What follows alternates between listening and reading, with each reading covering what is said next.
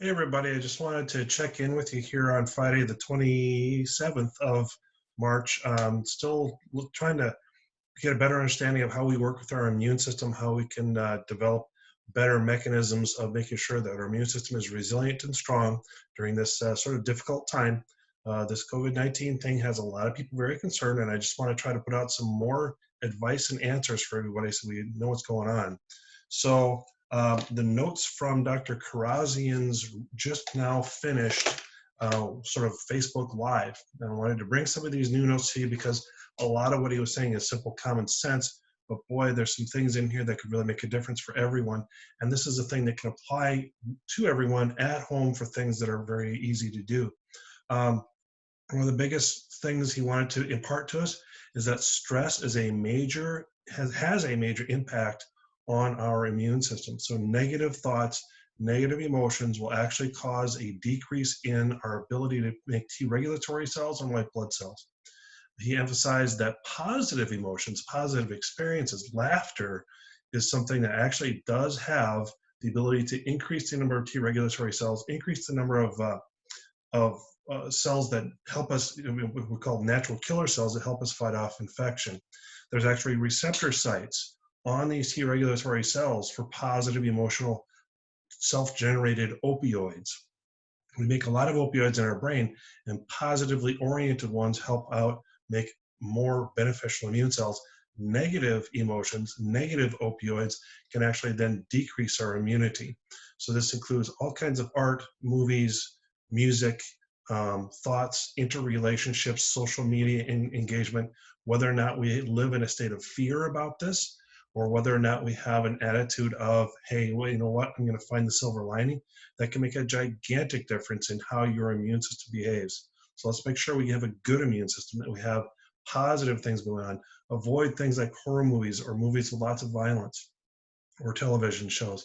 Have music that is more major notes rather than minor notes. Have music that's uplifting and fun. These are things that are positive influences on our immune system. Exercise, which is something that unfortunately, because most people in order to stay in home, we're not exercising as much as we could otherwise. But exercise not only produces some additional endorphins or opioids for us, again, improving immunity that way, but it also moves our lymphatic system. Every muscular contraction pushes our lymph system, and our lymph system is how we deliver our white blood cells. So movement is important here, even if it's only in your living room floor doing something like yoga or stretching, an exercise bike, a treadmill, the little mini trampolines. All of these things are very, very good to get our lymphatic system moving. Important to keep that rolling. It's something that we can't undervalue. Sleep is another thing, very strongly mentioned by Dr. Karazian, in the sense that poor sleep decreases immunity. Good quality, restful, restorative sleep improves your immunity. There's literally hundreds of different studies that are now out about this. There's no doubt about it. So get your sleep to go well. A lot of things are eliminate electrostatic electricity, the kind of things like cell phones charging next to your bed, other electronic devices like televisions or computers, electronic readers need to be away from you while you sleep, and turn your wireless off at night, because that wireless is another signal that your pituitary has to respond to. And it says, oh, wait a minute, I'm supposed to be awake. Well, how are you going to sleep when your pituitary says, I'm supposed to be working, I'm supposed to be doing something? So the pituitary gland, other parts of the brain are very keyed up by all this electrostatic electricity. Try to get that out of your situation while you're sleeping. Good habits too are try to lower the lights, try to have yellow colored lights at night rather than white, because white is daytime. If your body perceives white light, it says it's daytime, I'm supposed to be awake. If it's yellow light, it's sunset. Now I can sleep. Try to avoid stimulants, especially now that we don't have to be awake and sharp and things to do our job necessarily all the time. Try to not have caffeine during the day. That can also improve your sleep. Um, Fiber was another big thing. Vegetable fibers are incredibly beneficial to get your probiotic culture going. These probiotics, you can take a lot of pills, but that doesn't mean they're going to grow a big, good culture. Fiber is the food for your good bacteria. And the combination of a great diversity of a variety of vegetable fibers, plus probiotics equals short chain fatty acids.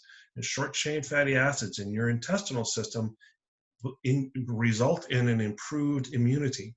So the idea here is we want to make sure that we are eating a high fiber, lots of variety kind of diet. We want to make sure that these fibers are things that are supporting our microbiome. So again, fruit, vegetables are the best source of fiber by far. And this does not mean drinking fruit juice. Juicing them eliminates the fiber. We have to have the vegetable content of that fiber in our food. So then also there are certain supplementary things or certain nutrients that could not specifically yet tested on COVID-19, because nothing has been tested on COVID-19. No one can claim that they've tested a nutrient on this thing because it's only available, the samples of it are only available in government labs.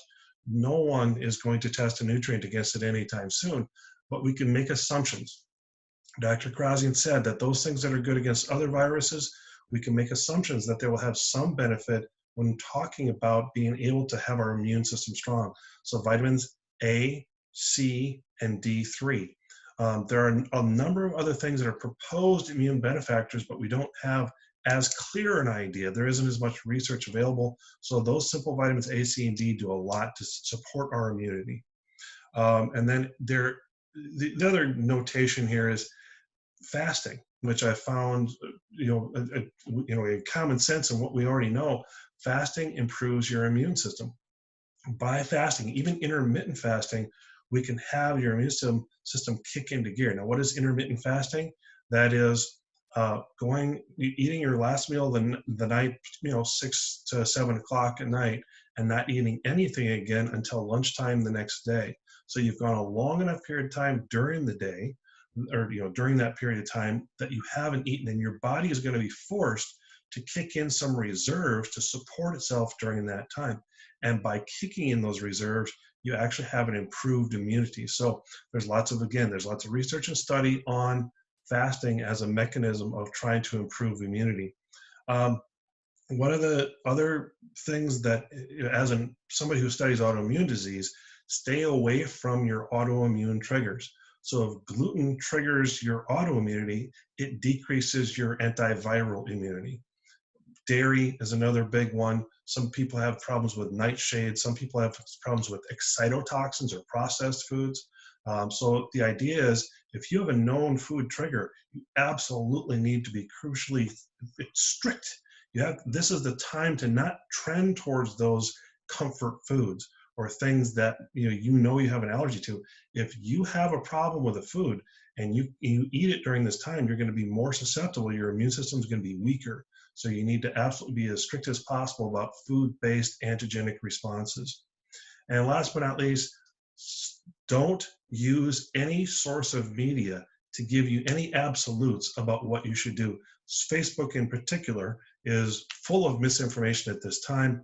If you want to go to sources about what to look at, what's the good information, CDC, World Health Organization, and Google Scholar are all three sources where they're not going to put out speculation. They're going to put out, here's what we know. And again, it may not be as exciting. It may not be as easy answer, and there's a lot more reading required. But there's a lot of people jumping to conclusions about this COVID-19 thing. And realistically speaking, at this point, from the nutritional side, we can only sort of make assumptions. We can only make guesses. There's nobody who's doing testing.